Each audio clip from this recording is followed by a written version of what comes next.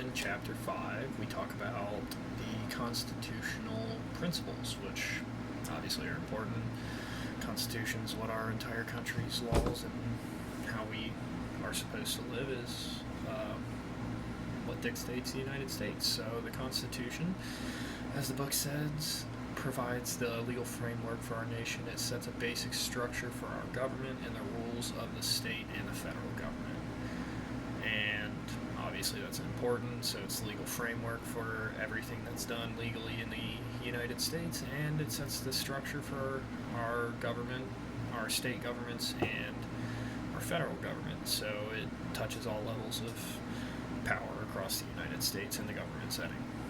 It goes on to define what federalism is, which is a system of government in which power is divided between a central authority and a constituent political units. So that's similar to what our government is. Probably not exact, but it's similar.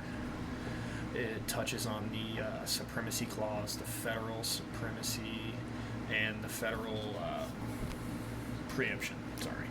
And so it then goes into separation of powers, which is extremely important in the United States. It's how we divide up what each branch of the government does and keep everything fair across each branch. So the book defines separation of powers as the constitutional doctrine by which the legislative branch enacts laws and appropriates funds.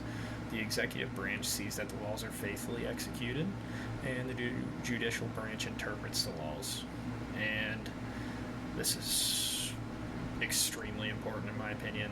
It's largely why we are as successful as we are, because we balance our powers across multiple people, multiple branches, and each branch keeps the other one in check. That goes into kind of checks and balances and different things of that nature, but there's always someone watching the other person so that we don't end up in a dictatorship type system.